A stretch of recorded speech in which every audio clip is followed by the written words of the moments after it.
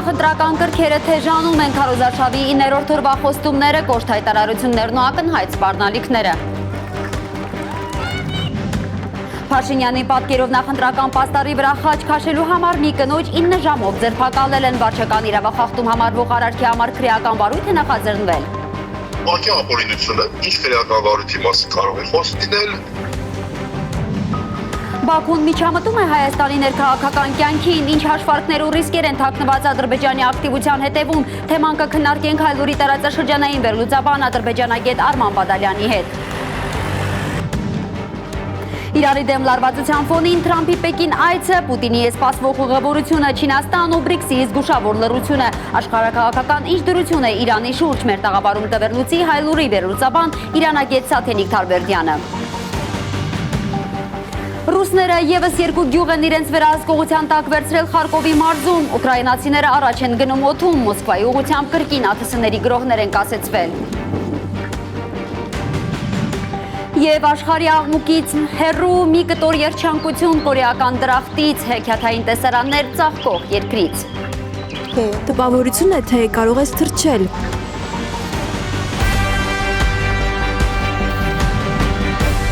Բարի երեկո, սիրելի հայրենակիցներ, դուք դիտում եք Հայլուրը։ Հայաստանը հիանալի հասկանում է, որ չի կարող միաժամանակ լինել Եվրամիությունում եւ Եվրասիական տնտեսական միությունում։ Այդ որոշումը Հայաստանի քաղաքացիները կկայացնեն։ Այս մասին ՏԱՍՍ-ի հետ զրույցում հայտարարել է Հայաստանի փոխվարչապետ Մհեր Գրիգորյանը։ Նա պատասխանել է հարցին, թե արդյոք Հայաստանը դուրս կգա ԵԱՏՄ-ից եւ արդյոք այդ հարցի շուրջ հանրակրվե կլինի, հաշվի առնելով հանրապետության երկու միավորումներում գտնվելու անհնարինությունը։ Գրիգորյանն ասել է նաեւ, որ այս պահին այդպիսի որոշում կայացնելու անհրաժեշտություն չկա։ Իդեպ մայիսի 28-ից 29-ը Աստանայում անցկացվելիք ԵԱՏՄ բարձրագույն խորհրդի նիստին, որտեղ պատրաստվում են քննարկել նաև Հայաստանի հնարավոր եվրաանդամակցության թեման, Հայաստանը ներկայացնելու է Մհեր Գրիգորյանը։ Ռուսաստանն ուժեղացրել է Հայաստանից ներմուծվող բուսասանիտարական վերահսկողությունը։ Ռոսելխոտնadzորը պատրաստվում է ստուգել մի շարք հայկական ձեռնարկություններ, որոնց արտադրանքի առաքումը Ռուսաստան նախկինում կասեցվել էր ենթադրաբար եվրոպական ծագում ունեցող կեղծ ձկնամթերքի ներմուծման կասկածի պատճառով, հայտնել է ծառայությունը։ Հայկական կողմի հետ պայմանավորվածություն է ձեռք բերվել հայաստանյան ձեռնարկություններում ստուգումներ անցկացնելու մասին, հայտարարում է ռուսական կողմը, միաժամանակ մտահոգություն հայտնելով, որ վերջին շրջանում Հայաստանից ներմուծվող արտադրանքում ավելի հաճախ են հայտնաբերվում արգելված օրգանիզմներ։ Սա վկայում է հանրապետության իրավասու մարմնի կողմից անբավարար վերահսկողության մասին, նաև անվստահություն է առաջացնում Ռոսելխոտնadzորի կողմից Ռուսաստան արտահանվող արտադրանքի հավաստագրման համակարգի նկատմամբ, հայտարարել է ռուսական մարմինը։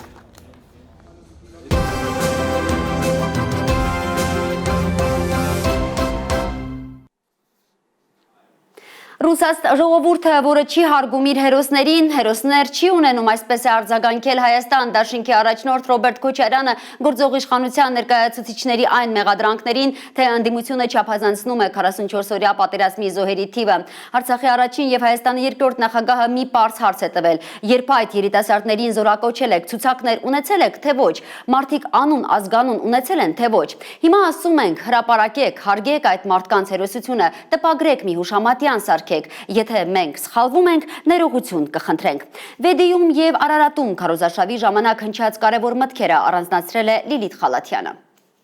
Մի հատ տաքացնենք օդը։ Միասին։ Միասին։ Միասին։ Միասին կարող ենք հեռացնել աղետաբեր իշխանությանը, համոզված է Հայաստան դաշինքի առաջնորդ Ռոբերտ Քոչարյանը։ Հեռացնելու մեխանիզմը պարզ է։ Գալիս է հունիսի 7-ը։ Դուք գիտեք ինչ եք անելու հունիսի 7-ին։ Բոլորին պետք է մոբիլիզացնել,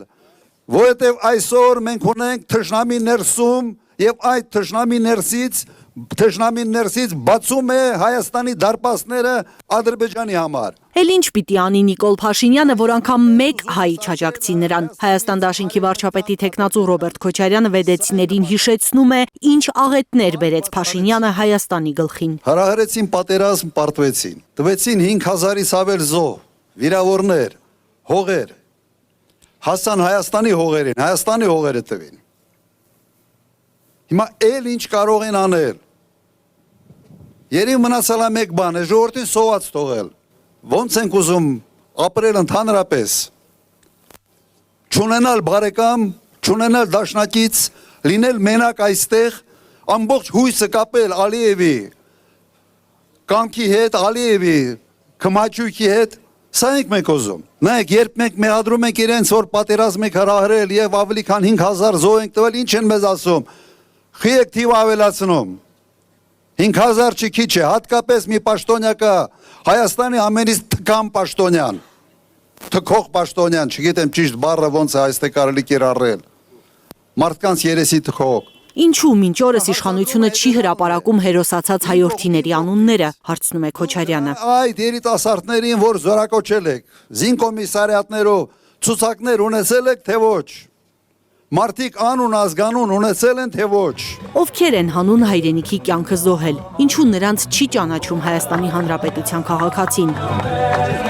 Քոչարյանի համոզմամբ, որովհետև չի գնահատվում նրանց սխրանքը, իշխանության համար զոհերը ոչ թե հանուն հայրենիքի կյանքը զոհած հերոսներ են, այլ միայն թվեր։ Դագաղները, որ հետ են եկել, համարներով են եկել, համարներով, հիմա ասում ենք, հրապարակեք, հարգեք այդ մարդկանց հերոսությունը, մեր հերոսներին հարգեք, տպագրեք, մի հուշամատյան սարքեք, թո բոլորը իմանան, թե ինչ է, եթե մենք սխալվում ենք քանակի մեջ, ներողություն կխնդրենք, հարցը դրա մեջ չի, ժողովուրդ, որը չի հարգում իր հերոսներին, չի պատվում իր հերոսներին, հերոսներ երբեք չի ունենում, սա պարզ ճշմարտություն է։ Վեդի զոհված տղաների նկարներն են, Արմանի, Գառնիկի, Դավիթի, Մաքսիմի, Սիսակի, երկնքցել են նայում, թե այսօր ինչ է կատարվում իրենց երկրում, իրենց հերոսության 30-ից տարիներ հետո։ Հերոսությունից տարիներ հետո մեզ ստիպում են ջնջել պատմությունը, մոռանալ, որ Արարատը հայկական ինքնության խորհրդանիշն է, որ Արցախը հայերինն է եղել, Ղարաբաղյան շարժում է եղել։ Որ հայտարարում են Ղարաբաղյան շարժումը ճակատագրական սխալ էր։ Մի ուրիշ տեղ ասել եմ, ճակատագրական սխալը սրա ծնվելներ, ամբողջ հանրապետությունը հիմա լցված է դրա սղալած ակաժները փոքրացրած կեղծ ժպիտը դեմքին։ Հուշք ու քարոզարշավ է սկսել իշխող ուժը, հեգնում է Քրիստինե Վարդանյանը։ Քաղաքը լիքն է Փաշինյանի դեմքով, Փաշինյանը լցված հիստերիայով։ Քարոզարշավես վերջին օրերին մի քիչ թեժացավ, բայց թեժացավ ինչից։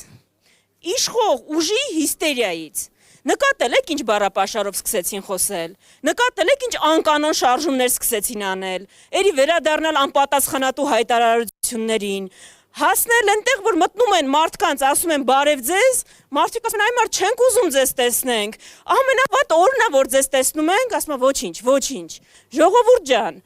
այս պահվածքը ինքնավստահ ուժի, 60% ունեցող ուժի պահվածք չի, այս պահվածքը մի հատ ուժի պահվածք է, որը հասկանում է, որ հունիսի 7-ին կարա իշխանություն կորցնի ու այդ ճանապարհով էլ գնում է։ Եվ պիտի կորցնեն իշխանությունը նրանք, ովքեր միայն խոստանում են ոսկի սարեր, ընտրությունից ընտրություն հիշում են ժողովրդին, կոպեկներով բարձրացնում թոշակը, ստում թե խաղաղություն են բերել, ասում են Հայաստան դաշինքի անդամները։ Դուք արժանի եք իշխանության, պարզ, շատ պարզ, ով Ալիևի կամակատարը չի։ Այս մարդը կանգնում է պիկապի հետ վրա, ասում է գնացել եմ, ստուգել եմ զենքերը, կրակում են, մայիսի 28-ին կտեսնեք։ Այ Նիկոլ ջան, դու ախր զենք ստուգող ես, դու զենքից հասկացող ես, դու հակաօդային պաշտպանության զենքը հրետանուց կարաս տարբերես։ Դու կարաս ճաշը ստուգես, դու կարաս, չգիտեմ,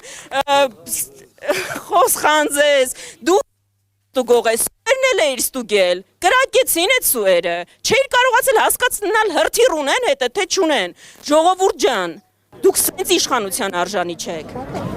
Հունիսի 7-ին մասնակցել ընտրություններին ու քվեարկել այն մարդու օգտին, որը կկարողանա բանակցել Ալիևի ու Էրդողանի հետ եւ գլուխը չի կախի հայ ժողովուրդը, հորդորում է Քրիստինե Վարդանյանը։ Միասին, միասին։ Հունիսի 7-ին, համար 17-ին։ Համաձայն եք։ Ուրեմն միասին կարող ենք, միասին կարող ենք։ Շնորհակալություն ձեզ։ Ձեր ցավը տանեմ։ Պետք է պայքարել, չվախենալ, կրկնում է Ռոբերտ Քոչարյանը Արարատում քաղաքացիների հետ հանդիպման ժամանակ։ Ընդգծում է, Հայաստանը հիմա հակաժողովրդավարական է առավել, քան երբևէ։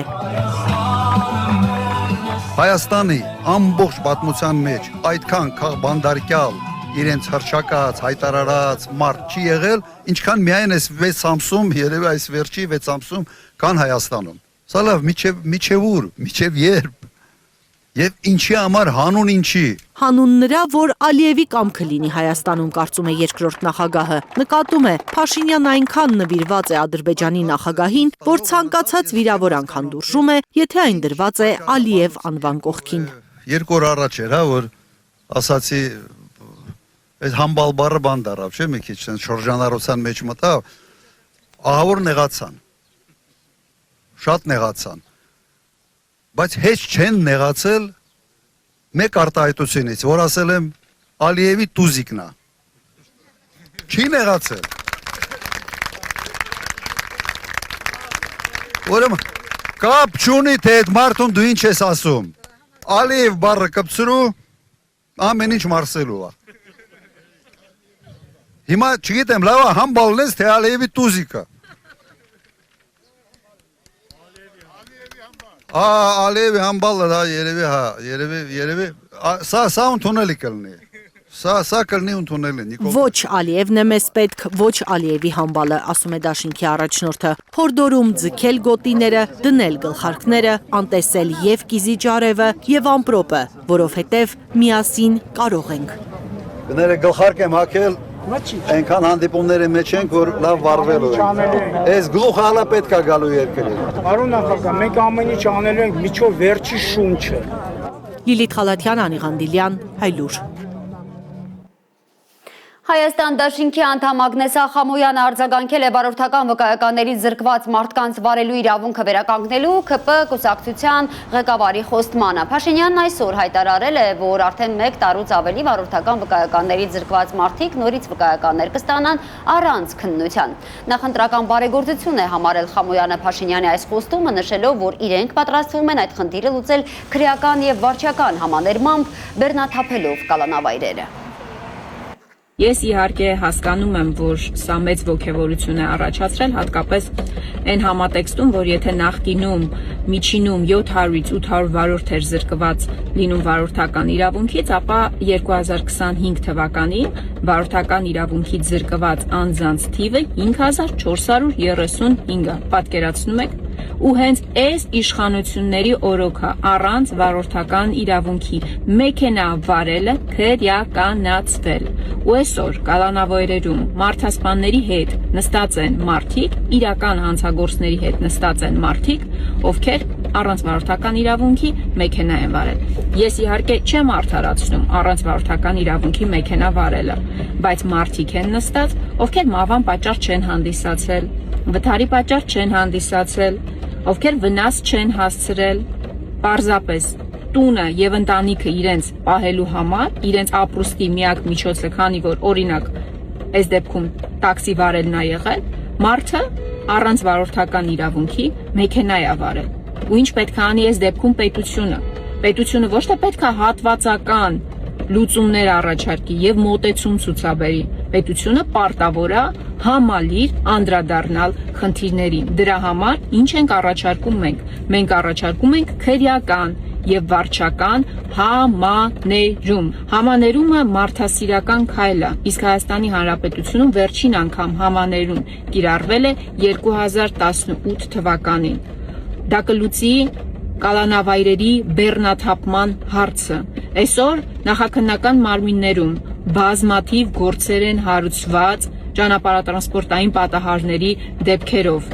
Դեպքեր, որոնք չեն հանգեցրել մահվան, որոնք մեծ վնաս չեն տվել, եւ բոլոր այդ դեպքերում կիրառելով համաներում մենք կունենանք ահռելի բեռնաթափում, ինչպես դատական համակարգում,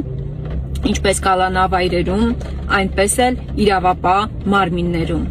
Ուրեմն, սիրելի հայրենակիցներ, առաջարկությունս որն է ձեզ, մի խաբնվեք Նիկոլ Փաշինյանի խոսքերին, ձեզ գցելու է, ինչպես միշտ է գցել, որովհետև անգամ տեխնիկապես այս փոփոխությունը հնարավոր չի լինելու իրականացնել մինչև հունիսի 7-ը։ Իսկ այս խոստումը բացառապես նախընտրական տրամաբանության շրջանակներում է։ Լավ եղեք։ Ենթակառուցվածքների զարգացում, աղքատության նվազեցում, ժողովրդագրական աճ։ Սրանք ուժեղ Հայաստանի նախընտրական ցուցակի առաջին համար Նարեկ Կարապետյանի կարծիքով լուծելի խնդիրներ են, եթե Գեղարքունիքի բնակիչները հունիսի 7-ին ճիշտ ընտրություն կատարեն եւ մերժեն գործող իշխանությանը։ Բարև ձեզ, սիրելի գավառցիներ ջան։ Երկու պարով են դիմավորել Գավառում ուժեղ Հայաստան դաշինքի անդամներին։ Պետք է ընտրենք առաջնորդ, ով ունի մեծ փորձ, փոփոխություն բերելու, որպեսզի մի օր, օրերից մի օր, Գավառը նորից դառնա բրենդ, Գավառցին նորից դառնա բրենդ։ Ուժեղ Հայաստան դաշինքի ընտրական ցուցակը գլխավորող Նարեկ Կարապետյանը խոստանում է Սևանը դարձնել ձկնաբուծական կենտրոն։ Աշխատատեղերը օգնելու են վերջապես մարդկանց հետ գալ, այստեղ աշխատել։ Մուրճի դարաշրջանը ժողովուրդ, իրար բռնելու դարաշրջանը, իրար վրա գրելու դարաշրջանը պետք է փոխվի բահի դարաշրջանով, պետք է փոխվի գործի դարաշրջանով, շինարարության եւ այդ անելու ենք մենք իրար հետ, մեր գավառցիների հետ 8 տարվա ընթացքում քաղաքացիական պայմանագիր կուսակցության ղեկավարը Փաշինյանը երևի միլիոնավոր բառեր է ասել։ Ամեն օր հազարավոր բառեր է ասում, բայց դրանից աղքատությունը այստեղ չի նվազում։ Որ Հայաստանում աղքատությունը նվազի, գավառցիները պետք է ճիշտ ընտրություն կատարեն հունիսի 7-ին։ Մերժելով Փաշինյանի իշխանությունը, ասում է Նարեկ Կարապետյանը։ Թուրք բերողին մենք չէ ասենք, թուրք բերողին չենք ասելու։ Նախընտրական քարոզարշավի մյուս կանգառը Մարտունիում է, Գեղարքունիքի ամենախիտ բնակեցված քաղաքում։ Մենք պետք է մեր երկրի ժողովրդագրությունը դզենք, մեր ազգի քանակը։ Ինչու եմ սա Մարտունիում ասում։ Դուք երևի գիտեք, բայց ամբողջ Հայաստանը պետք է իմանա, որ Հայաստանում ամենամեծականակ թվականակով ընտանիքները պատմականորեն եղել են Մարտունիում։ Ուժեղ Հայաստանը վերահաստատում է նախընտրական խոստումը։ 5-րդ երեխան ունենալու դեպքում մայրը բնակարան կստանա։ Բնակարանը տրվելու է ընտանիքին, գրվելու է մայրիկի անունով, որ իրենք էլ ձայն ունենան, մենակ սկեսուրները ձայն չունենան, իրենք էլ ձայն ունենան։ Լանա Համբարձումյան, Գագիկ Տեր-Ղազարյան, Հայլուր։ Բարգավաճ Հայաստանն այսօր Արագածոտնի մարզում է եղել։ Մարզի բնակիչները ԲՀԿ նախագահին բողոքել են գյուղատնտեսության սոսկալի վիճակից, վարկային ծանր բեռից։ Գագիկ Ծառուկյանը ճյուղ խոստումներ է տվել ազատել մարդկանց մինչև 3 միլիոն դրամ գյուղացիական վարկերից։ Մենակ դատարկ խոսան։ Կոշտ է արձագանքում ԲՀԿ նախագահ Գագիկ Ծառուկյանը Նիկոլ Փաշինյանի բառերով այս ստեղծագործությանը, որի հեղինակը Երևանի քաղաքապետ Տիգրան Ավինյանն է։ Քաղաքապետը, որ իմանա ինքը քաղաքապետ է, ոչ թե մայկա տրուսիկ տպող, որ հաճոյանա վարչապետին։ Նա այդ հաճոյանալը պետք է հաճոյանա Ավինյանը, երևանցիներին։ Այսքան ժամանակ նա պետք է կառուցել մետրոների կայաններ, մետրոներ, թունելներ, ճանապարհներ, երևանցիների համար օդը մաքուր լիներ, ոչ թե տրուսիկ մայկա տպել, որ Նիկոլ Փաշինյանը ասի հալալա։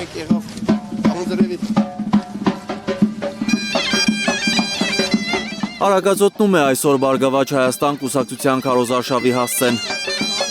Արագածավան գյուղում Ծառուկյանին դիմավորում են Եվրոպայի առաջնությունից ոսկե մեդալով վերադարձած կարատեիստները։ Ազգի պատիվը բարձր պահեք, որ միշտ հաղթանակներ բերեք, Հայաստան ավելի մեծ ճանաչում տակ, մեր ժողովրդին հաղթանակներ պարգևեք, ապրեք, հալալած։ Մարզադպրոցներ պետք է կառուցել բոլոր գյուղերում, ասում է Ծառուկյանը։ Վստահ է, երեխաներին փողոցից կտրելու ամենաէֆեկտիվ ձևը դա է։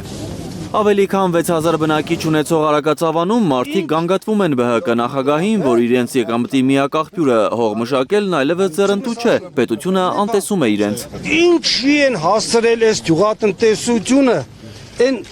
ես նոր արտիկ գյուղից եմ, այս սարերի վրա, այդեղ 5 տարին, 10 տարին հարագած եմ ապրում, 10 տարին մեկ գարի-ցորեն բերք չի եղնում, այսինքն ապրում են չգիտեմ ինչ պայմաններում, Ուրեմն հիմնական խնդիրը այսօրվա, որ գյուղնախարարությունը փակել են, դա նշանակում է, որ ուզում են ավիրվի, քանդվի գյուղացիները գյուղերից դուրս գան դատարկվի, որտեղ այսօր գյուղացին անտեր է մնացել։ Ժողովուրդն է որոշողը, ուզում է բարգավաճ երկիր տեսնել, թե նորից կանգնել կոտրած տաշտակի առաջ, ասում է Ծառուկյանը։ Արագածավանցիները միաբերան ասում են, վարկեր են վերցրել, որոնց տակից դուրս գալ չեն կարողանում, ընդհուպ տուն կորցնելու վտանգի առաջ են կանգնած։ Երեք եկել են իմ բնակարանը նկարել են, քանի որ վարկը վերցրել եմ առողջությանս հետ $10,000, բայց այդ $10,000 դիմաց ես այնքան տուժուտուգանքի հավաքվեին վրա։ Գյուղացու վարկային բեռը թեթևացնելու համար մինչև 3 միլիոն դրամ վարկերը պետք է ներվեն, կարծում է Ծառուկյանը։ Մենք այսօր բանկային համակարգ չունենք, դա լոմբարդային համակարգ է։ Տունը տարժի 50,000 ուզում ես վարկ վերցնես, հաշվարկեն 10,000 կտան։ Ժամանակն լրացավ, անմիջապես բերեն միլիցիայով, դու սարի, լավ ինձ գնատել ես իմ տուն արժի 50,000, 10,000 են, գոնե 40-ը տուր, որտեղ դու գնատել եք, չկա, տես բան գոյություն չունի։ Ծառուկյանը խոստովանում է, որ բոլորի նման ինքն էլ է 2018-ին հավատացել իշխանությանը։ Սխալն ուղղելու համար պետք է ճիշտ ընտրություն անել հունիսի 7-ին։ Էդգար Ղուշչյան, Հարություն Մաթևոսյան, Այլուր։ Տրամադրությունս վատ է, որովհետև ձեզ տեսա, ասել է քաղաքացին, նախընտրական քարոզով իր խանութ մտած Նիկոլ Փաշինյանի եւ անհաջողություն մաղթել նրան առաջիկա ընտրություններում։ Քաղաքացիական պայմանագիրը այսօր Երևանում է եղել ու կրկին կոշտ քննադատություններ լսել։ Բարև ձեզ, լավ եք, լավա ձեր տրամադրությունը։ Ինչի։ Որտեղ ձեզ տեսա։ Ոչինչ, լավ որ ենք ձեզ մաղթում։ Հույս ունենք հաջորդիվ կտեսնեք նրան ու ուզում եք տեսնել։ Հաջողություն եմ մաղթում։ Շնորհակալ եմ շատ։ Նիկոլ Փաշինյանը չստացված զրույցից հետո լքում է գոտիների արհեստանոցը ու շարունակում առավոտյան բարձր տրամադրությամբ սկսած երևանյան քարոզարշավը։ Հլստեղ նայեք։ Բարի լույս։ Երեխեք խաղում են ստեղ։ ԿՊ ղեկավարը քարոզարշավի 9-րդ օրը քաղաքապետ Տիգրան Ավինյանի հետ բակերի աղբն է հավաքել։ Մի հատ եմ մեծ տոպրակներից, եթե կա ժողովուրդ, կամ ինչ-որ մի հատ տարա։ Հետո նոր տրոլեյբուսի ղեկի նստել, զարմացել, որ վարորդի դրան վրա բաժակ դնելու տեղ կա անգամ։ Հովացում, տաքացում, նստարանի, տաքացում, նույնիսկ մերսում կա նստարանի, բայց... Սիլաչի թաղամասում Փաշինյանի հետ է եղել նաև ԿՊ-ական պատգամավոր Խաչատուր Սուքիասյանը։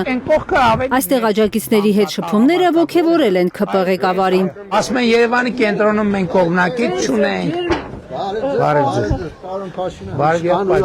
Շատ ուրախ եմ։ Նմանապես։ Չնեք ամփորձանքնեք զգուշ եղեք։ Ես շատ անհանգիստ եմ դեր համար։ Պետք չէ անհանգստանալ։ Փաշինյանի հանդեպ համակրանք արտահայտած ամուսնական զույգի հետ ձեռքսեղմումներից անմիջապես հետո ԿՊ ղեկավարը սպիրտ է խնդրել թիկնապահից ձեռքերն ախտահանելու համար։ Սպիրտն ապրեն։ ԿՊ քարոզչախումբն այսօր նորից հանդիպել է նախորդ լայվերից հայտնի Փաշինյանի շիկահեր երկրպագուհուն։ Այս անգամ Փաշինյանի հետ սելֆի չի արել աջակիցը։ Որտեղ է։ 4 օր առաջ արդեն նրա իր այդ երազանքը երկրորդ անգամ իրականացրել էր Մաշտոցի պողոտայում։ Ուշանում ենք, բայց արդեն։ Երազանքս երկրորդ անգամ կատարվում, նկատում ենք երկրորդ անգամ կարող վարչապետի կալյաց ես գրկել։ Մենք ձեր հետ ենք։ Այսօր նա Փաշինյանի առաջ գովել է առողջության ապահովագրության համակարգը, որի ներդնելը ԿՊ-ում քարոզչական հաղթաթուղթ են համարում։ Ստացման 2 տատիկ էլ ես ունեմ, ձեր շնորհիվ իմ տատիկները արդեն ապահովագրած են։ Ես իրենց մենակ էի պահում, բայց հիմա ստացվեց պետությունը դուք ձեր շնորհիվ իրանք ապահովագրած են։ Շատ շնորհակալ եմ։ Լավ օրձես։ Իրանց կողմից բարևներ ձեզ։ Ջերմ բարևներ։ Խիստ անսպասելի ԿՊ քարոզչախումբը հանդիպել է մի խմբի, որի անդամները փաշինյանական քարտեզով բրոշներ են ունեցել կրծքներին։ Փաշինյանը ճանաչել է նրանց։ Երևանի բակերից մեկում էլ մարդիկ ԿՊ ղեկավարից հետաքրքրվել են, թե ինչ տարածքներ են հանձնվելու Ադրբեջանին։ Ոչ մի տարածքի Հայաստանի Հանրապետության ինքնիշխան որևէ տարածքի մասին խոսք լինել չի կարող։ Մի րոպե նայեք։ Մենք ինքներս ունենք խնդիր, Արցվաշենը Հայաստանի Հանրապետության ինքնիշխան տարածք է, եւ եթե մենք հրաժարվենք, չենք կարող ասենք հրաժարվել, չենք կարող ասել Արցվաշենը չկա, Հիմա ինչպես չեն կարող հրաժարվել, բայց մեր տարածքն ասեք, որ տարածքն է, որ ուղղակի իմանանք, էլի որտեղ են։ Ադրբեջանի 3 տարածքները, որը Բարխուդարլի, Խելեմլի,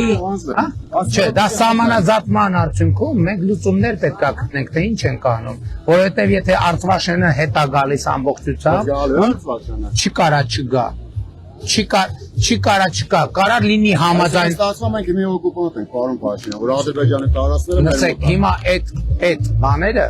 այդ տերմինները այլևս անցյալում են։ Հետո ՔՊ ղեկավարը փորձել է համոզել իր զրուցակցին, թե Արևմտյան Ադրբեջանի Հայաստան 300,000 ադրբեջանցիների բնակեցման թեմա չկա։ Չի համոզվել տղամարդը, ասել է ամեն օր է լսում Բաքվից հնչող սպառնալիքները։ Եվ ասել եմ, որ Ադրբեջանի տարածքային ամբողջականությունը նույն սկզբունքով ճանաչել ենք, ինչ սկզբունքով իրանք են մեր տարածքային ամբողջականությունը ճանաչել։ Ով ասում։ Տղամարդը տեսնելով, որ շրջապատված է Փաշինյանի տասնյակ թիկնապահներով ու աջակիցներով, հույս է հայտնել, որ իր հետ ոչինչ չի պատահի ՔՊ ղեկավարին ընդդիմանալու համար։ Կոնֆլիկտը հաղթարված է։ Չէ՞ որ ստեղից դուրս գալու են, պարոն Փաշինյան։ Մաստարայում հորդարատ անձրևի տակ Փաշինյանի ելույթ ունենալը քաջություն որակած ՔՊ-ականներն այսօր Երևանում մի ապահով անկյուն են փնտրել չթրջվելու համար։ Են միած սովետի վաղտվա դահլիճ կա, չէ՞ ստեղ։ Փաշինյանի բառերով սովետի վաղտվա դահլիճում նա վստահեցրել է Հայաստանի աշխարհագրական դիրքը փոխվել է, հիմա խաղաղության խաչմերուկ է դարձել Հայաստանը։ Հայաստանի Հանրապետության աշխարհագրական դիրքը փոխվել է։ Կարնե Մանգասարյան, Հարություն Մաթևոսյան, Հայլուր։ Քոչարի ազգային վերածնունդ եւ ազգի զարթոնք, հանրապետություն ու բոլորին դեմ եմ քաղաքական ուժերը սոցիալ-տնտեսական, իրավական, անվտանգային հարցերի շուրջ տարբեր պատկերացումներ ունեն եւ համակարգը փոխելու արմատական առաջարկներ։ Քոչարի ազգային վերածնունդ եւ ազգի զարթոնք։ Ինչու է քաղաքական այս ուժը ընտրել այս անունը։ Քոչարին ինչու է տարբերվում մնացած բոլոր պարերից։ Դու մոտենում ես, երկու ձեռքդ մեկնում ես, կամայական ձեռքեր բռնում ես, բացում ես ու մտնում կանգնում ես այդ շարքի մեջ ու բոլորի հետ շարունակում ես այդ շրջաբերումը։ Մեզ այդ շրջաբերումն է պետք, որովհետև մենք աշխարհի երկրորդ սփյուռքն ենք։ Քոչարիով համայն հայությանը հանուն հայկականության համախմբել է ուզում քաղաքական այս ուժը։ Ասում են յուրաքանչյուր հայ պետք է իմանա որն է իր բաժին անելիքը Հայաստանի Հանրապետությունում, նվերը Հայաստանի Հանրապետությունից։ Պետք է այդ մասնահանումը արվի այնպես, որ նույնիսկ ծայրահեղ բան եմ ասում, օպերայի ճակատին դրված լինի տաբլոն, որի վրա երևա թե յուրաքանչյուր քաղաքացուն ինչ հասավ այս տարվա պղնձի արտահանումից Հայաստանում, ասենք, ստրատեգիական այն ոլորտները, որոնք գնում են ու պարզ չի ուր գնաց, ինչ եղավ, այդ ոնց է որ գնաց 350,000 տոննա ու ոչ մի չմնաց ու ոչ մեկը չհասկացավ այդ ինչ անդրադարձ ունեցավ այդ խոցելի խմբերի վրա։ Քոչարի ազգային վերածնունդ եւ ազգի զարթոնք կուսակցությունը ընտրապայքարում է քաղաքային անվճար տրանսպորտի, գույքահարկի վերացման կամ զգալի թեթևացման, գյուղատնտեսության, արդյունաբերության զարգացման խոստումներով։ Շատ կարևոր են համարում ազգային արժեքների եւ ինքնության պաշտպանությունը, ուժեղ բանակի եւ անվտանգության համակարգի բարեփոխումները։ Վարձու բանակների կամ վարձու ռազմական միավորումների օգտագործումը հնարավոր կոնֆլիկտների դեպքում խնդրում ենք եւ հորդորում ենք ոչ թե արյունով, այլ տնտեսական պատերազմով պետք է հաղթենք Ադրբեջանին, ասում են Հանրապետություն կուսակցության ներկայացուցիչները։ Ալիևների գերդաստանը ինչ որ օր վերջանալու է։ Այդ վերջանալու ժամանակ մենք պիտի հզոր լինենք, ու այդ վերջանալու ժամանակ Ղարաբաղի թեման ու այդ վերադարձի թեման գոնե պիտի փակված չլինի։ Ասածը սա է, որ որևէ դուր գոնե փաստաթղթով ստորագրված, մենք չպիտի փակենք վերջնական։ Հանրապետություն կուսակցությունը Հայաստանի անվտանգության մոդելը կառուցել է պրոֆեսիոնալ բանակի, նոր միջազգային գործընկերներ եւ տեխնոլոգիական պաշտպանություն ունենալու հիմքով։ Լսել է Արամ Սարգսյանը, որ իրեն հույսի վաճառական են անվանում, չի սրտնեղում։ Ես չեմ նեղանում դրանից։ Ես համարում եմ, որ մեր Տեր Հիսուս Քրիստոսն էլ հույսի վաճառականն էր։ Ու ամենամեծ հույսի վաճառականը, որտեղ ինքն ասում էր մեռնելուց հետո էլ կյանք կա, հարություն կա։ Ես չեմ կարող այդ կարգի հույս տալ, բայց ես տեսնում եմ այն հույսը, որ մենք ոտքի կանգնելու ենք։ Ես տեսնում եմ այդ հույսը, Հանրապետություն կուսակցությունն առաջարկում է Հայաստանի այնպիսի մոդել, որը կառուցված է ժողովրդավարական սկզբունքների վրա, տնտեսության մեջ ունի ազատական մոտեցումներ, արտաքին քաղաքականության մեջ եվրոպական ուղղվածություն, իսկ ներքին կառավարման համակարգում արդյունավետություն։ Ես գիտեմ քաղ տեխնոլոգիաները, այդ լայվերը, այդ ձևերը, բայց ես այդ չեմ կիրառում։ Ես ուզում եմ ձեր առաջ կանգնած ասել ճիշտը։ Ես ուզում եմ ասել, որ ես Հայաստանի ապագան տեսնում եմ լուսավոր։ Հայաստանի լուսավոր ապագայի համատեքստում մի քանի խորհուրդ է տվել բոլորին դեմ եմ կուսակցությունը։ Ինչպես ազատվել սվիտերին կպած ծամոնից, գինու հետքից, այրոցից, բերանի վատ հոտից եւ վերջապես կայուն մեծամասնությունից։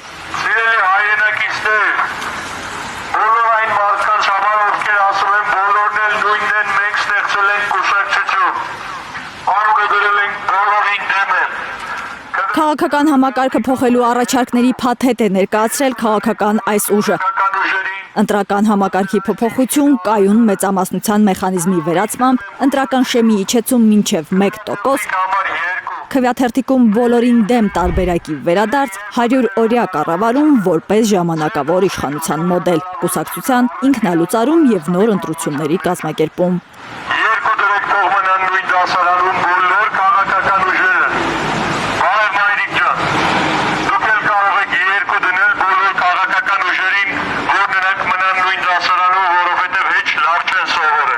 Բոլորին դեմականները ընդգծում են, իրենց նպատակը ոչ թե դասական կառավարման հասնելն է, այլ գործող քաղաքական համակարգը վերափոխելը։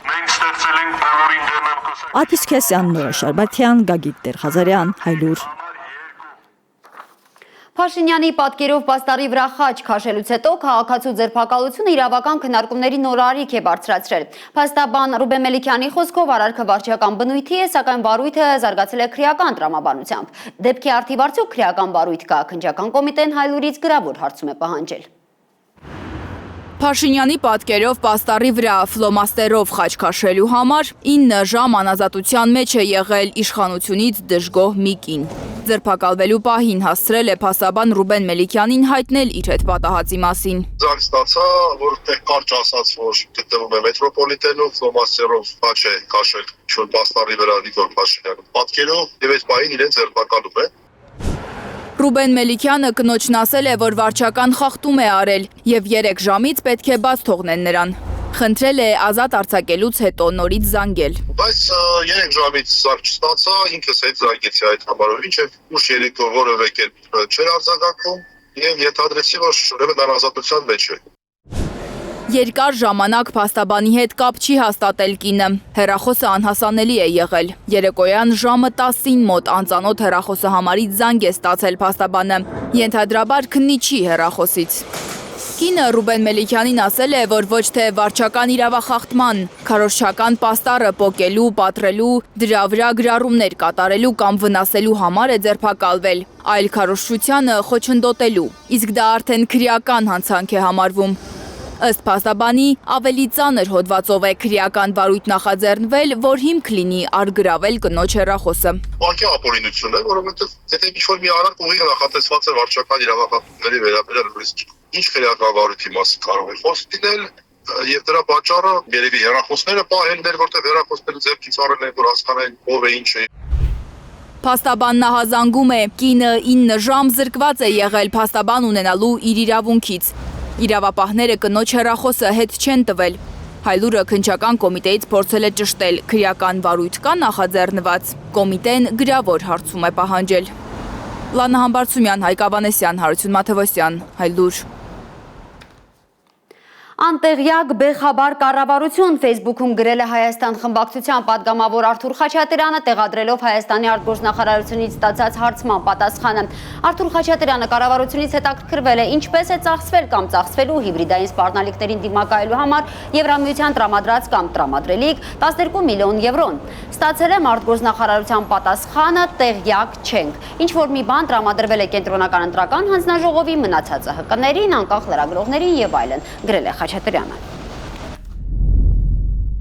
Ինչ է ստացվում, Հայաստանը փող է խնդրում եվրոպացիներից 2026 թվականին կայանալիք խորհրդարանի ընտրության ընդառաջ նկատվող հիբրիդային սպառնալիքների դեմ պայքարելու համար։ Եվրոպացիները սիրահոժար տալիս են, բայց դե ում, ինչքան, ինչի համար։ Կառավարությունը չգիտի, իրենց չի հետաքրքրում։ Բա չեք ուզում իմանալ հիբրիդային պատերազմի դեմ Հայաստանում ովքեր եւ ինչպես են պայքարում։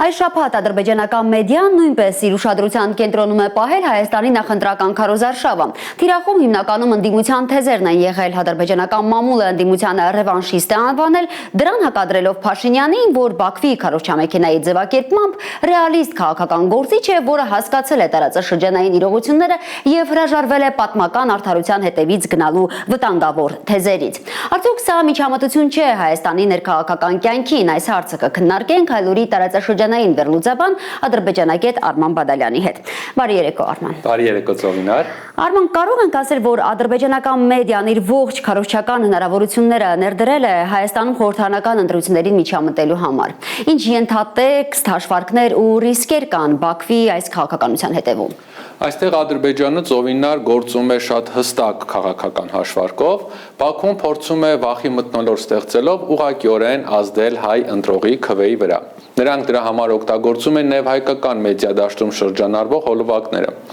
Օրինակ, համացանցում մի տեսանյութ է տարածվում, որ նախազանգում է այն մասին, թե Փաշինյանի թիմի վերընտրվելու դեպքում 2031 թվականին Հայաստանը վերածված կլինի Արևմտյան Ադրբեջանի։ Արհեստական բանականությամբ գեներացված այդ տեսանյութը Բաքուն վերագրել ինչ-որ ռևանշիստական ուժերի, նկատի ունենալով Հայաստանի ընդդիմությանը։ Բացի այդ, ադրբեջանական CBC լրատվականը, որը մշտապես աչքի է ընկել հակահայկական քարոզչությամբ, Հայաստանի նախընտրական շրջանում իր հայալեզու YouTube-յան ալիքով ակնհայտ աջակցություն է հայտնում Հայաստանի գործող իշխանություններին, միաժամանակ ցեղ շպրտում ընդդիմության թեկնածուների հասցեին։ Մի կարևոր դիտարկում էլ անեմ, մայիսին Ադրբեջանի արտգործնախարար Ջեյհուն Բայրամովը բացահայտ խոսել է հայաստանյան ընտրությունների եւ հայ ընտրողի ճիշտ կողմնորոշվելու մասին, ակնարկելով, որ հայ ընտրողի ընտրությունից է կախված, թե Հայաստանում ինչպիսի ապագա կձևավորվի։ Այսպես Բաքվի քարոզչամեքենան հայ ընտրողին կանգնեցնում է ընտրության առաջ, ակնարկելով, որ եթե Հայաստանում ընտրություններով ձևավորվի իրենց բառերով մի ռևանշիստական կներեք իշխանություն, ապա իրենք կդիմեն կանխարգելիչ քայլերի։ Ըստ էության ծովինար ադրբեջանական մեդիան այսպես գեներացնում է այն նույն թեզերը, որոնք մենք լսել ենք այս օրերին Հայաստանի ղեկավարից։ Արման, խոսենք նաև Թուրքիայի մասին, որը նույնպես կարծես ակտիվորեն հետևում է հունիսի 7-ին սպասվող հայաստանյան ընտրություններին ու ըստ էության աջակցում է Նիկոլ Փաշինյանին։ Այո, ծովինար, անցած շաբաթ Երևան եկած թուրք լրագրողների դիտարկումները շատ խոսում էին։ Նրանք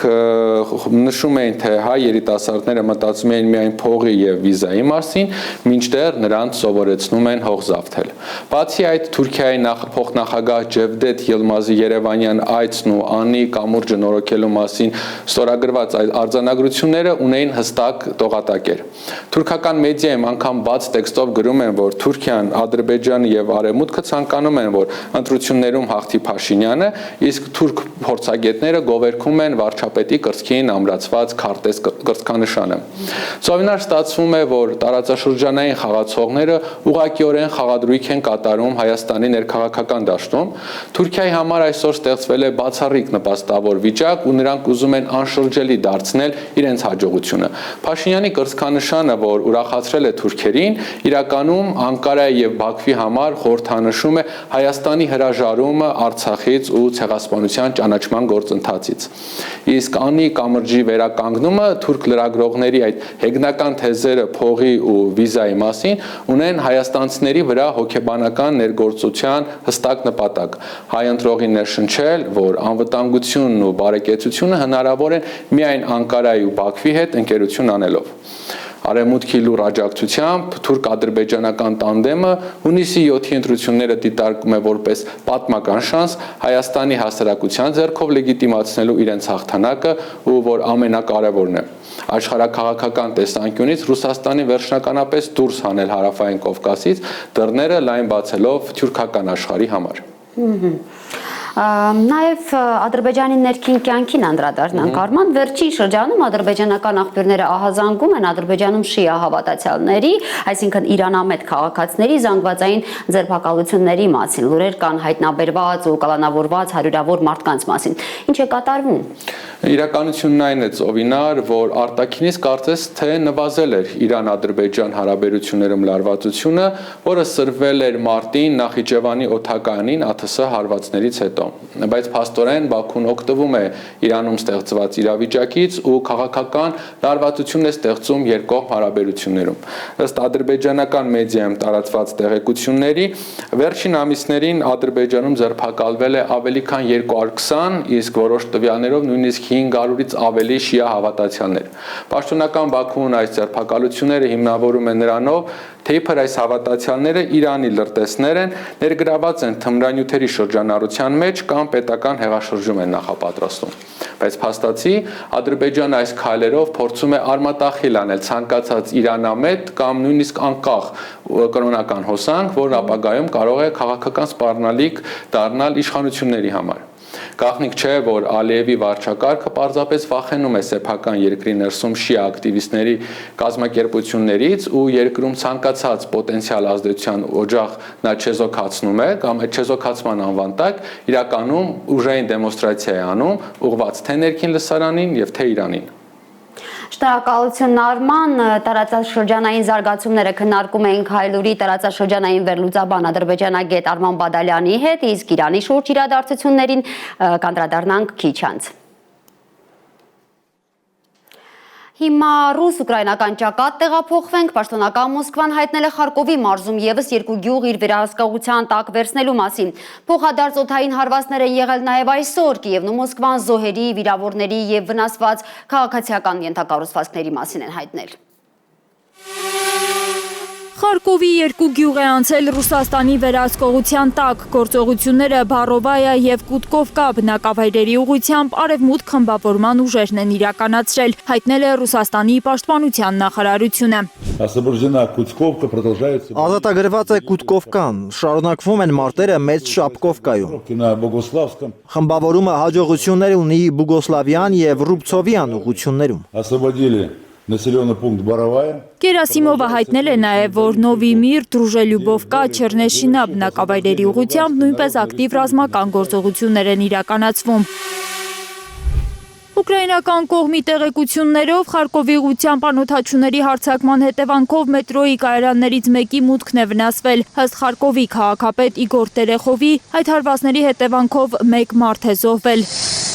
Մոսկվան այս հարվածները չի մեկնաբանել։ Փոխարենը հայտնել է, որ վերջին 1 օրում առնվազն 10 անօդաչու է խոցվել Մոսկվայի երկնքում, ըստ քաղաքապետ Սերգեյ Սոբյանինի դրոնները որսացել է ռուսական ՀՕՊ-ը։ Վաղ առավոտյան մոսկովյան Դոմոդեդովո, Վնուկովո եւ Ժուկովսկի օդակայաններում սահմանափակումներ են մտցվել։ Ուկրաինական ԱԹՍ-ները գրոհել են Ստավրոպոլի մարզը, ըստ ուկրաինական տելեգրամ ալիքների թիրախավորվել է Նևինոմիսկի քիմիական գործարանը, Բելգորոդում ուկրաինական ԱԹՍ-ների հարձակման հետևանքով վիրավորների թիվը հասել է 9-ի։ Ռուսական անօդաչուների հարվածների տակ են եղել Օդեսայի, Խարկովի եւ Դնեպրոպետրովսկի մարզերը, զոհեր կան, վնասվել են քաղաքացիական ենթակառուցվածքները։ Խերսոնում ռուսական հարվածներից 15-ամյա երեխա է տուժել, նա ուղեղի ցնցում, գլխուղեղի վնասվածք է ստացել։ Ավելի վաղ տեղական մարմինները հայտնել են 7 տուժածի մասին։ Լիլիթ Սարգսյան, Գագիկ Տեր-Ղազարյան, Հայլուր։ Սևծովի տարածաշրջանի լարվածությունը անգամ Թուրքիա է հասել։ Թուրքիայի Սամսուն քաղաքում անօդաչու թռչող սարք է ընկել, վնասելով 2 տուն։ Դեռ պարզ չէ անօդաչուի ծագումը։ Ըստ թուրքական լրատվամիջոցների ԱԹՍ-ն Սևծովի կողմից է քաղաք հասել եւ ընկել փողոցում։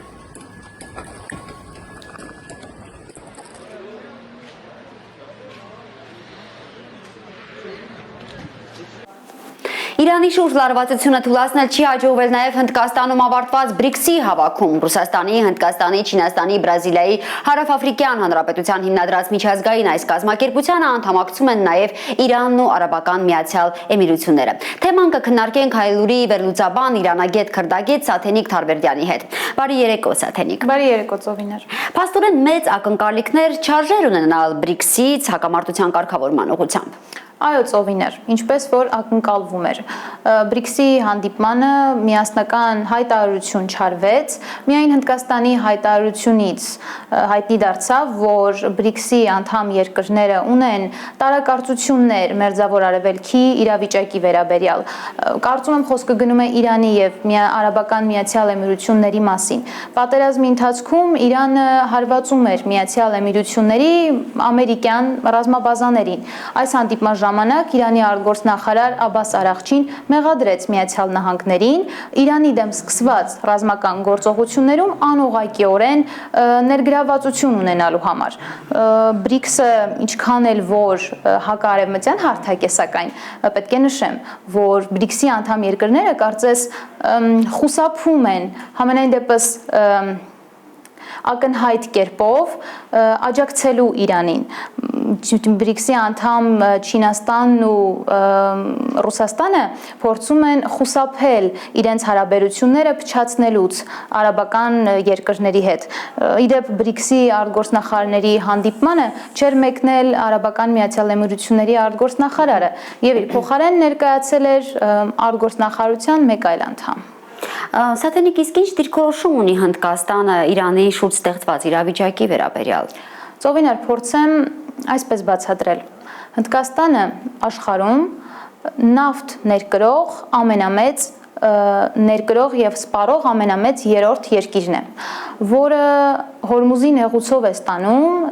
ներկրվող նավթի 45%-ը։ Սակայն հարկ է նշել, ներմուծում է նավթը ոչ Իրանից, այլ արաբական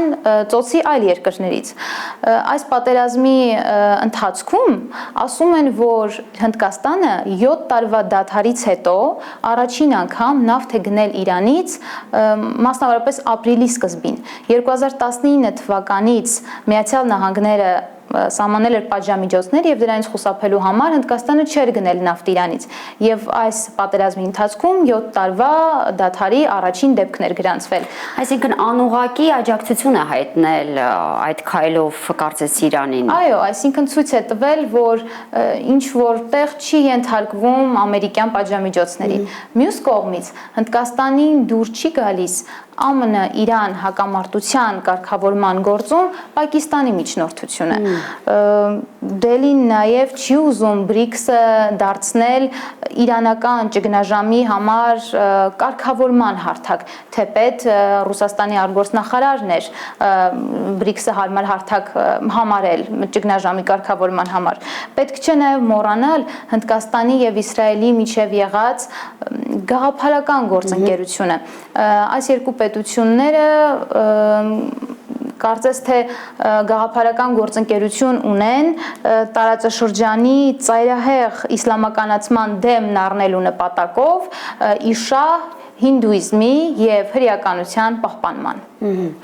Սաթենիկ, Թրամփի Չինաստան այցի ավարտին լուրեր տարածվեցին, որ Իրանի միջուկային ծրագրի ու Հորմուզի նեղուցում ազատ նավարկության վերաբերյալ նույն հայտարարին են եկել Չինաստանի եւ Միացյալ Նահանգների առաջնորդները։ Արդյոք Իրանի հարցում պաշտոնական Պեկինի սովորաբար զուսպ դիրքորոշումը փոխվել է։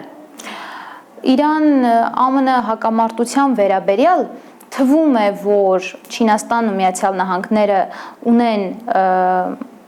համատեղ դիրքորոշումներ, սակայն սա միայն առաջին հայացքից։ Պեկինից մենք օրինակ այդպես էլ չլսեցինք Թրամփի այն հայտարարության հաստատումը, որ ասում էր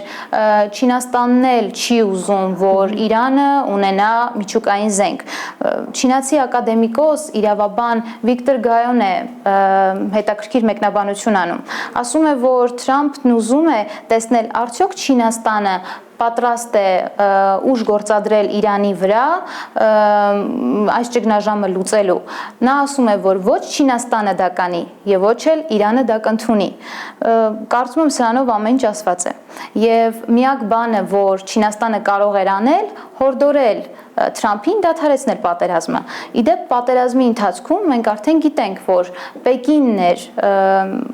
ջանք գործադրել, որպեսզի Իրանը համաձայնի հրադադարին։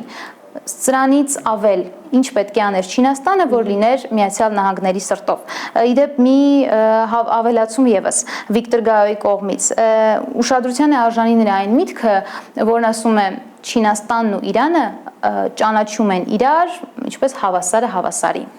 Սաթենիկ, այս այցի ամենակնարկվող թեմաներից մեկն էլ Չինաստանի գերշքեղ ընդունելությունն էր։ Ինչ կարող է դա նշանակել։ Այո, Ծովինար, հետաքրքիր է, որ այդ, ինչպես նշեցիր, գերշքեղ ընդունելությունը կարող է թույլ տալ մտածել, որ Միացյալ Նահանգների եւ Չինաստանի միջև եղած նախկին հաշիվները մաքրվում են։ Անկասկած այս հանդիպումը կարևոր իրադարձություն էր եւ աննախադեպ ընդունելությունը, այսինքն գերտերությանը պատշաճ այդ ընդունելությունը դեռ չի նշանակում, որ Չինաստանն ու Միացյալ Նահանգները ամբողջությամբ հաշտվել են։ Հակված եմ մտածել, որ այդ ընդունելությունը ոչ թե Թրամփին մեծարելու համար էր, այլ ցույց տալու ասիական գերտերության, այսինքն Չինաստանի շքեղությունն ու հմայքը։ Հզորությունը։ Այո, կարծում եմ չինագետները ավելի ճիշտ կմեկնաբանեն սա։ Սաթենիկ, իսկ Չինաստանը օգնել է Իրանին այս պատերազմում, կան այդպիսի տեղեկություններ եւ ինչով է օգնել, եթե այո։ Կան ոչ պաշտոնական տեղեկություններ, որ Չինաստանը պատերազմի ընթացքում Իրանին է փոխանցել Մերձավոր Արևելքում ամերիկյան ռազմաբազաների վերաբերյալ արբանյակային հետախուզական տվյալներ։ Նաև ասում են, որ Չինաստանը Իրանին է փոխանցել հրթիռային արսենալի բաղադրիչներ, որոնք Իրանը օգտագործել է ռազմական այս գործողությունների ընթացքում։ Մյուս կողմից Չինաստանի նավթ գնելը Իրանից եւս մեծ աջակցություն է, չնայած ամերիկյան պատժամիջոցներին։ Պատերազմի ընթացքում։ Այո, պատերազմի ընթացքում։ Այսինքն Չինաստանը այս պահին փորձում է Երևան չհանել այն աջակցությունը, որը ցուցաբերել է Իրանին, այսինքն վտանգի տակ չդնելով իր հարաբերությունները եւ արաբական աշխարհի եւ Միացյալ Նահանգների հետ, որի հետ հարաբերություններում սառույցը փորձում է հալվել։ Ավելացնեմ, որ Թրամփի այցին հաջորդում է Պուտինի այցը Պեկին, Ռուսաստանի նախագահը կմեկնի Չինաստան հաջորդ շաբաթ, մայիսի 19-ից 20-ը, տեսնենք ինչ հայտարարություններ կանեն այս երկու գերտերությունները Իրան, Միացյալ Նահանգներ հակամարտության վերաբերյալ։ Շնորհակալություն Սաթենիկ։ Ես եմ շնորհակալ։ Իրանի շուրջ զարգացումները քննարկում ենք Հայլուրի վերլուծաբան, իրանագետ, քրդագետ Սաթենիկ Թարվերդյանի հետ։ Իսրայելի եւ Լիբանանի միջև Միացյալ Նահանգների միջնորդությամբ ապրիլի 16-ին հաստատված 10-օրյա հրադադարը երկարաձգվել է եւս 45 օրով։ Ըստ Միացյալ Նահանգների պետդեպարտամենտի հայտարարության բանակցությունները կվերսկսվեն հունիսի 2-ին շարունակական առաջընթացի եւ երկու երկրների միջև երկարատև խաղաղության հաստատման համար։ Հրադադարը չերկարաձգվելու դեպքում ավարտվելու էր Կիրակի, չնայած հրադադարի պայմաններում էլ Իսրայելը չի դադարեցնում հարվածները, հայտարարելով, թե Հեզբոլլահի զինյալներին է թիրախավորում։ Լիբանանի առողջապահության նախարարության տվյալով վերջին մեկ ամսում Լիբանանում 600 մարդ է զոհվել, Ցախալը Լիբանանին հարվածել են նաև 3։ Իսկ հիմա տեղափոխվենք Հարավային Կորեա, որտեղ գարունը միայն եղանակ չէ, այլ գույների ու զգացմունքների իսկական տոն։ Սեուլի ծաղկած սակուրաներից մինչև գունեղ այգիներ, ծաղիկներով ողողված կորեական քաղաքներում յուրաքանչյուր քայլ հիշեցնում է, թե որքան գեղեցիկ կարող է լինել կյանքը բնության հետ ներդաշնակության մեջ։ Երջանկանում եմ, երբ տեսնում եմ ծաղկած ծաղիկները։ Կարծես մանկություն վերադառնա։ Ինձ բախտավոր եմ զգում, որ այսպիսի տեսարաններ եմ վայելում։ Հուսով եմ ծաղիկները շատերին են այդ զգացողությունները պարգևում։ Ժամանակակից, աշխույժ, բարձր տեխնոլոգիաներով հայտնի Սեուլը հիասքանչ է նաև գիշերը։ Մեղմ լուսավորությամբ մայթերին ծաղկած ծառերը կարծես մեզ տեղափոխում են մի հեքիաթային աշխարհ, ասում են սեուլցիները։ Երեխաներիս հետ եմ գալիս, որ նրանց հիշողության մեջ էլ մնան այս հրաշալի պատկերները։ Անկեղծ ասած, գիշերը քայլելն ինձ ավելի է դուր գալիս, լույսերն այնքան ճիշտ են տեղադրված։ Երբ նրանք ծաղիկների դաշտերի սիրահարները հրավիրվում են Չանգնյոնգ քաղաք։ Ծաղկաշատ 60 քառակուսի մետր տարածքում քաղաքի հյուրերը նաև կարող են տեղական ուտեստներ վայելել, մշակութային ծրագրեր դիտել։ Դաշտում ծաղկող կակաչների տեսարանն այնքան լավ տրամադրություն է պարգևում։ Տպավորություն է, թե կարող ես թռչել։ Վայելում եմ գարունը։ Մի քանի տասնամյակի պատմություն ունեցող Ջոնջու քաղաքն էլ է իր գունագեղ կասկադներով բարձր տրամադրություն ապահովում։ Վանսան Չիմլոնգ այգում ավելի քան 10,000 ծառ ու թուփ կա։ Բալեն ու ծաղկումը Սեուլում բաց էի թողել, աշխատանքի էի։ Չէի սպասում, որ այստեղ էլ այսքան գեղեցիկ կլինի։ Հասցրել եմ զբոսնել այգու ամբողջ տարածքում, ապշեցուցիչ է։ Կարծում եմ ճիշտ ժամանակին եմ հասել։ Հարավային Կորեայի հիասքանչ գարնանային տեսարաններից մեկն էլ Գունպո քաղաքում է։ 20,000 քառակուսի մետրում մարդու եւ բնության ստեղծագործություն։ Այցելուներից ոմանք համացանցից են իմացել այս շքեղ ծաղիկներով քաղաքի մասին։ Տխրում էի, կարծում էի, որ մինչև իմ տեսնելը ծաղիկներն արդեն թափված կլինեն։ Շատ ուրախ եմ, որ հասցրեցի այցելել մինչև ծաղիկների թոշնելը։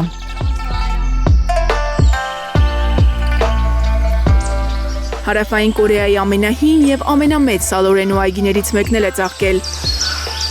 Այնտեղ անգամ 100 տարեկան ծառեր կան, որոնք ասես սպիտակ ջրվեժներ լինեն։ Ամեն տարի էլ գալիս եմ այստեղ, դա հին ընկերոջ հետ հանդիպման է նման։